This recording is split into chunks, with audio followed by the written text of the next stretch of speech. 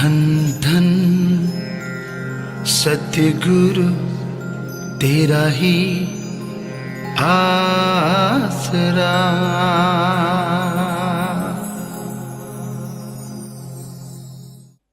सतगुरु मौला मुर्शिद कामिल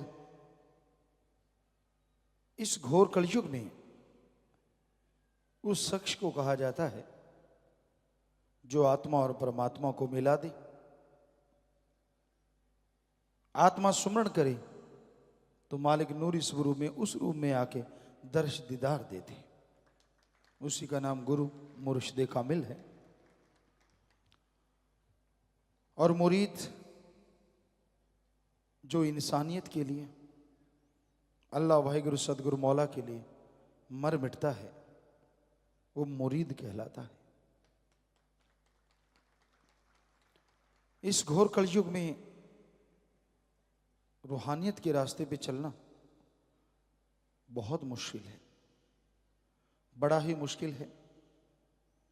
बहुत सारी समस्याएं इंसान के रास्ते में आती हैं।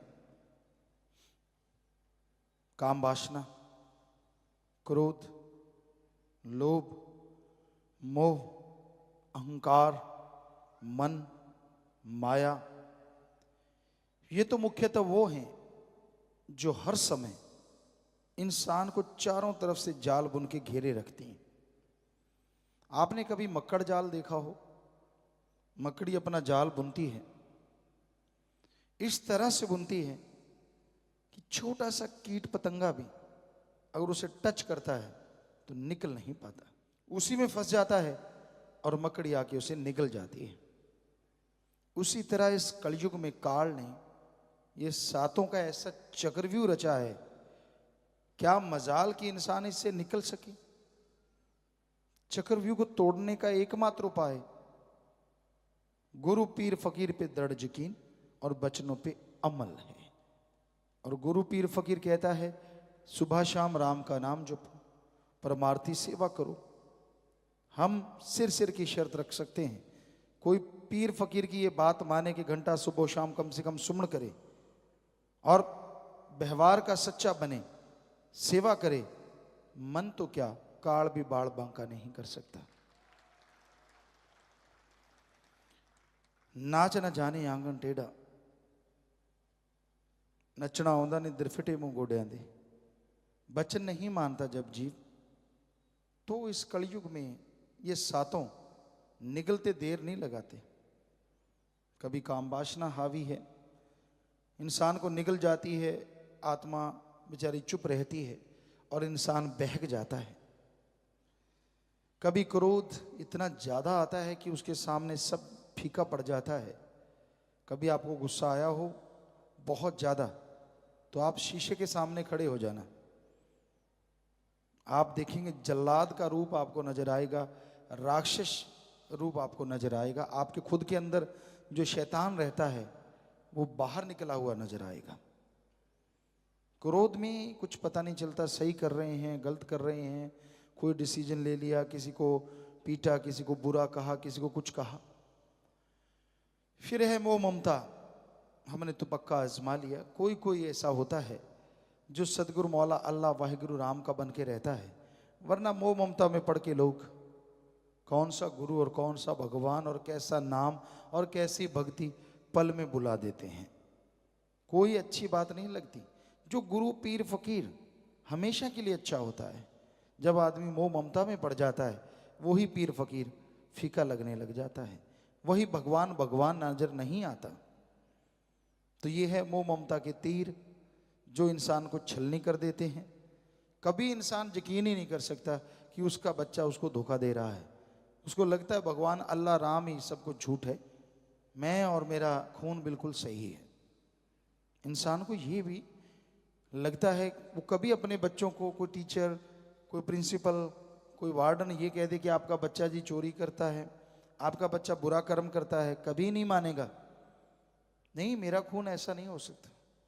और जितनी शय आप उसको देते जाएंगे बड़ा होके वो भक्त नहीं शैतान ही बनेगा।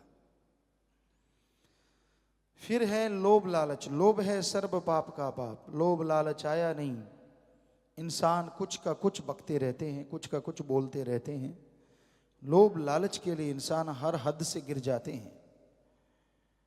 और फिर है अहंकार, किसी को ऊंची जात का, किसी को ऊंचे धर्म का, किसी को जात मजहब का, किसी को अपने किसी गुण का, मैं पढ़ा हूं, मैं इंजीनियर हूं, मैं फला मैं फला मैं फला, उसका।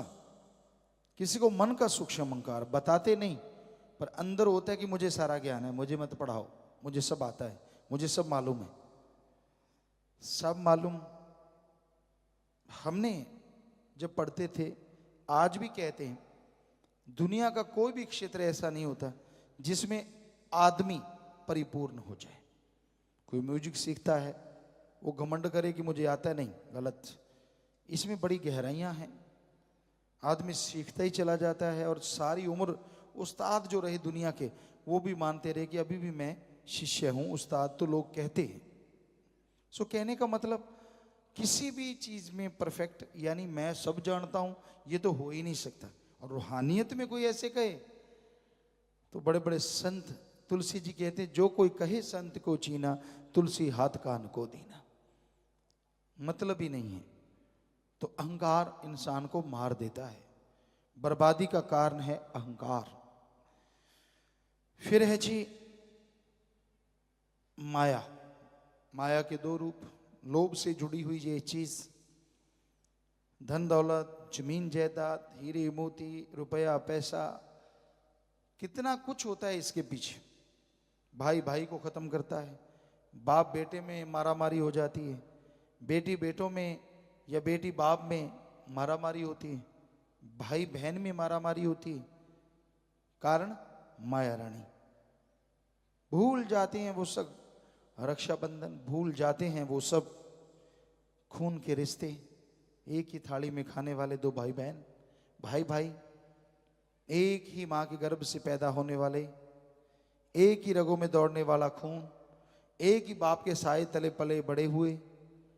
लेकिन जैसे माया रानी अपना खेल दिखाती है तो एक दूसरे के लिए जो जान बारते थे, एक दूसरे की जान के प्यासे हो जाते हैं। और दूसरा माया का सूक्ष्म पर्दा, दुनिया में जो झूठ है उसको सच दिखाना और सच को झूठ दिखाना। संत पीर फकीर कभी झूठ बोलते ही नहीं, उनका मकसद लोगों को सच के राह पे लेके जाना, मालिक की भक्ति इबादत का रास्ता बताना। लेकिन ये माया ऐसा तिगड़म लड़ाती है कि अंदर से इंसान को लगता नहीं, ये तो फॉर्मेलिटी है, ये तो फजूल की बातें हैं, और गुमराह कर देती है। यानी जो सच है वो झूठ लगता है, और जो झूठ दुनिया की, भगवान को छोड़ के, भक्ति को छोड़ के, हर चीज नाशवान है। क्या कभी आप मानते हैं कि नाशवान है?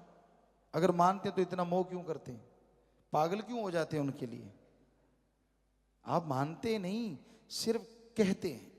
हाँ भाई, जो संतों ने, क्योंकि सारे धर्मों में ये लिखा है कि जो दिखता है सब नाशवान है, भगवान और उसकी भक्ति लासानी कभी खत्म नहीं होती, बाकी सब खत्म होने वाला है। मानेंगे? वाह जी, बिल्कुल वाणी सच कहती है, गुरु सच कहते हैं। सच कहते तो तू कहाँ खड़ा ये तो देख, क्या तू गुरु को मानता है? लोग गुरु को मानते हैं, गुरु वचन को नहीं मानते। गुरु को नमस्कार करते हैं, दर्ज की नहीं करते हैं।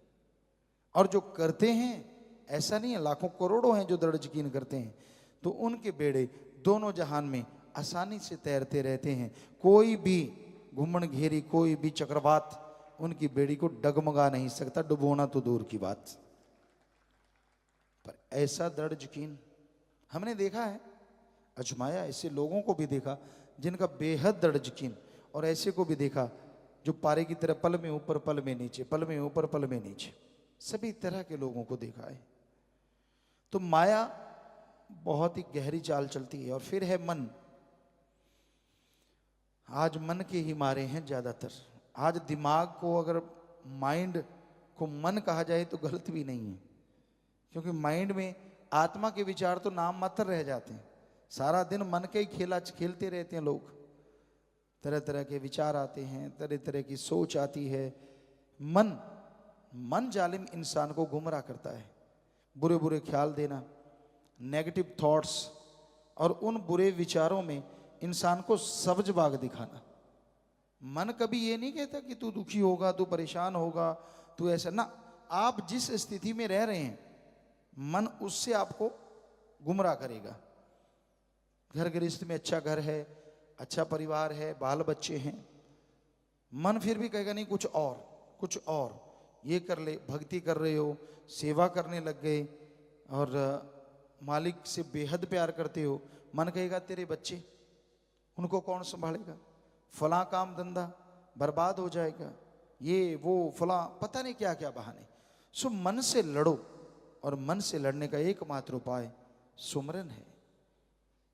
ये पलक पलक मन, और एक पलक जबकि आप कुछ और सोच रहे थे, अगली पलक झपकी जो कुछ सेकंड में झपकी जाती है नेचुरली, हर इंसान पलक झपकता है, तो वो पलक झपकने का जो टाइम है कुछ सेकंड, उसमें ही आप कुछ और सोच रहे होते हैं और मन ऐसी हवा देता है, अगली पलक झपकते कहीं से कहीं ले जाता है। बड़ी जबरदस्त गति है इसकी। और बिगड़ा मन गुरु का न पीर का, जब मन बिगड़ने पे आ जाए फिर तोहमतें, बुरे ख्याल, बुरे सोच दिलो दिमाग में चलते रहने, किसी का नहीं बनता फिर ये, फिर तो इंसान को बर्बादी की दहलीज पे ले जाके ही छोड़ता है, या यूं कहीं बर्बादी की दलदल में फंसा के ही छोड़ता है। सो मन से लड़ो। तो इन सातों के चक्रव्यूह को तोड़ने के लिए सेवा और सुमन के अलावा दुनिया में और कोई तरीका है ही नहीं। अल्लाह वाहिगुरु मालिक का नाम जपो और अपना पर स्वार्थ यानी जो आपका फर्ज है, जो आपका कर्तव्य है वो करते रहो, लेकिन महीने में 4 दिन, 5 दिन, 7 दिन आप सेवा भी करो, तो मन को काबू कर सकते हो, तो मन कंट्रोल हो सकता है। अदरवाइज भाई ये मन बस पलक पलक मन, और इसका कोई पता नहीं, कोई भरोसा नहीं, कब इंसान को अंधे कुएं में डाल दे, यहां से कभी निकला ना जाए। तो इन 7 काल के चक्रव्यूह से बचने के लिए या बचाने के लिए संत पीर फकीर आते हैं, सत्संग लगाते हैं, सुनते हैं, अमल करते हैं। दृढ़ यकीनी जो होते हैं वो अपनी बेड़ी को मझधार से पार ले जाते हैं, वरना ये काल महाकाल का चक्रव्यूह इंसान को अपने में उलझा के दोनों जहां में बर्बाद करके रख देता है। धन धन सतगुरु तेरा ही आसरा।